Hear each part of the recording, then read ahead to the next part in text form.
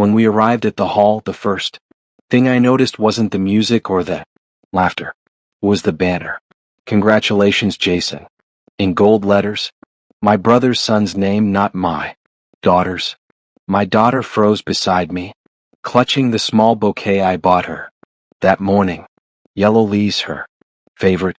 Her smile vanished so fast it almost looked like someone had slapped it off her face. I looked around the room. The same hall I had booked, paid for, decorated through a planner who knew my name by heart. Every balloon, every centerpiece, every goddamn detail. $5,000 worth of celebration meant for my little girl. And there at the center table sat my parents beaming, my brother's family laughing, Jason holding a custom cake knife, cameras flashing. My mother caught my eye and said, lightly, it just made more sense this way, dear. Two birds with one stone.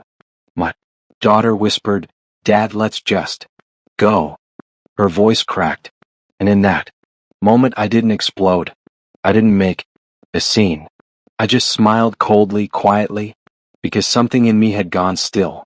The kind of stillness that comes before the storm. My parents always had a soft spot for my brother. He's the one who stayed close, they'd say. The responsible one. I was the black sheep. The one who moved to another city, started a business, stopped asking for help. I never needed them, and that apparently was my crime. Still, I never stopped helping. When my father retired, I refinanced their house so they could keep it. I set up automatic payments every month. Quiet gratitude, I told myself. A way of giving back. When Mom got sick, I covered her hospital bills without hesitation. My brother, he brought flowers, took photos for Facebook. I thought love was measured by action, not performance. I was wrong. 2 weeks before the graduation, my mom called, voice sweet and calm. We were thinking, since Jason and Emily graduate the same week, maybe we could combine things, save you some work. I told her politely that I'd already paid a deposit, that the hall and decor were booked in. Emily's colors, navy and silver. It said, oh, don't worry, we'll make it special for both of them. I should have known. The way she said both felt loaded, like I was about to be rewritten out of my own story. Then came the little things. Texts unanswered, updates not shared, my decorator suddenly unavailable. I didn't suspect anything until I saw the charge. An extra catering bill withdrawn from my account. Same event ID. I called the manager. Yes, sir, she said cheerfully. The Martins confirmed final guest count and theme changes this morning. The Martins? My parents. I hung up and I didn't argue, because in that moment I realized something sharp and liberating. They didn't respect me. Not my daughter, not me. They saw us as funders, not family. So I stopped being a son that night. Became a man with a plan.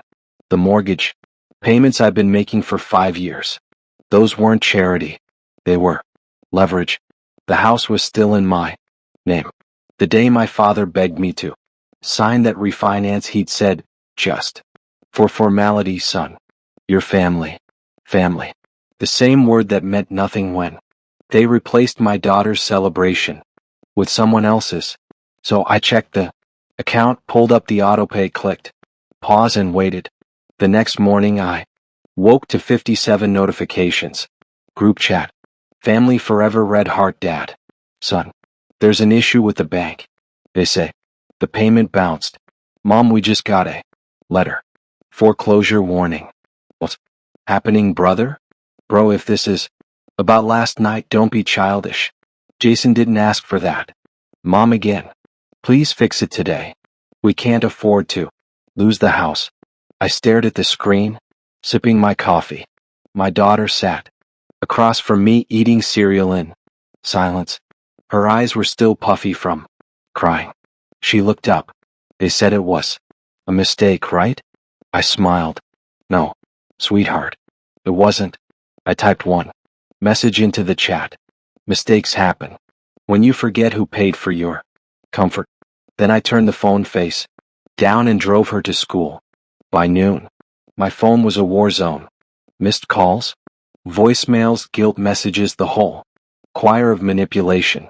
By evening, my brother called. You're going to ruin their lives over one stupid party. Said, no, I'm letting them experience what they gave my daughter. Invisibility. He cursed. I hung up. That night I received a photo from my mom. The banner still hanging in the lights off. Congrats, Jason. Drooping across the frame. Looked pathetic. 3 days later they showed up at my office.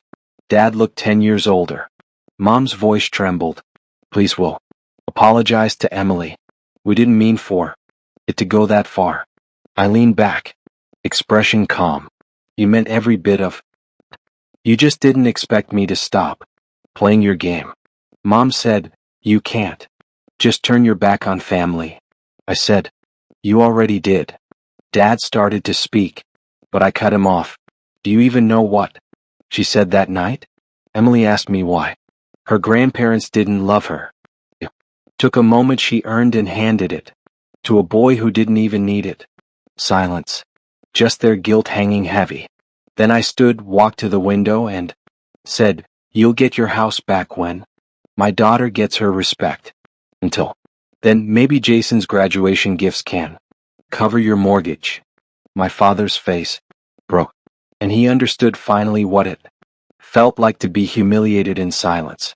They left without another word. It's been 6 months. The house sold.